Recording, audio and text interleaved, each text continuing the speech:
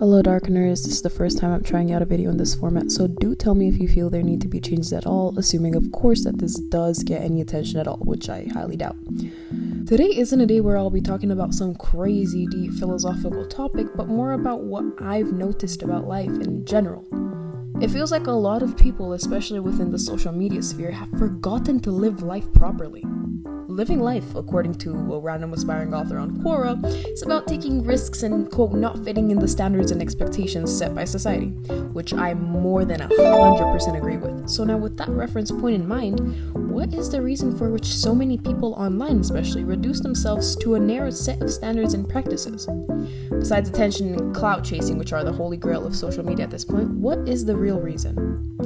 Let me give an example as to make myself clear. Say you're a beauty influencer in 2025, since it's quite common. You review products and give your opinions, but only in a certain way, with a bias to some products, whether that's a sponsor or your own belief. Now, the issue isn't the bias or dishonesty, but the standards that you set yourself in the process. You learned the almost practiced pattern of speech and of thinking that you ended up reducing yourself to buy this product, review, post, and get a revenue. Not really a process you'd enjoy, no? What I'm trying to say is that you waste time fitting the norms doing something you no longer feel happy doing.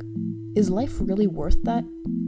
I could start posting exclusively speed paints on my channel, which for the record is inherently wrong, I'm just giving an example, and end up falling into a cycle of draw, post, redraw, wait for the revenue, or in my case, gamble the algorithm's leniency towards the attention that I get on the video, and then of course do it all again.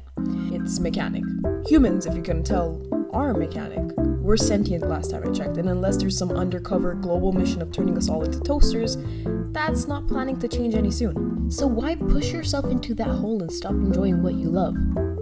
I feel like more questions are arising from this than answers. But yeah, if you do happen to fall into this mechanic hellhole of do this, wait for response, repeat, you should seriously reevaluate your life choices. And I'm not dunking on you right now, I'm just telling you that you're not living life to its full potential. Because you are the only person holding yourself back from success, which sucks because you might not even realize it until it's too late. This counts for real life too, whether it's doing work or school or a job. You can end up spiraling in any situation, but you can also get back up in any situation, so take that duality. That's that for the online piece though. Real life is what I'm more worried about. As much as I hate to sound like my grandma, I love my grandma by the way, shout out to grandmas all over the globe. A huge part of this generation does not know how to enjoy their years. You have people who indeed are more tech savvy and do end up making the most of the time that they spend on their devices, but the large rest only do it in an act of escapism, which, if requested by the way, I am very keen on making a video on since I see the issue with it prevail in society more and more as time progresses. I understand phone addiction can be hard, but putting it down for a bit and looking up to see what you're missing is so much better, believe me. So if there's a few things I want you to keep in mind from this video, it's that being chronically online is not a compliment. Leaving a footprint on the internet bigger than you've ever left in real life is definitely not a good thing to have on your track record, and not going out to try new things now at whatever point you are in life will warrant you massive regrets in the future. So appreciate the small things in life, try to rip yourself away from what pulls you down, and think simply.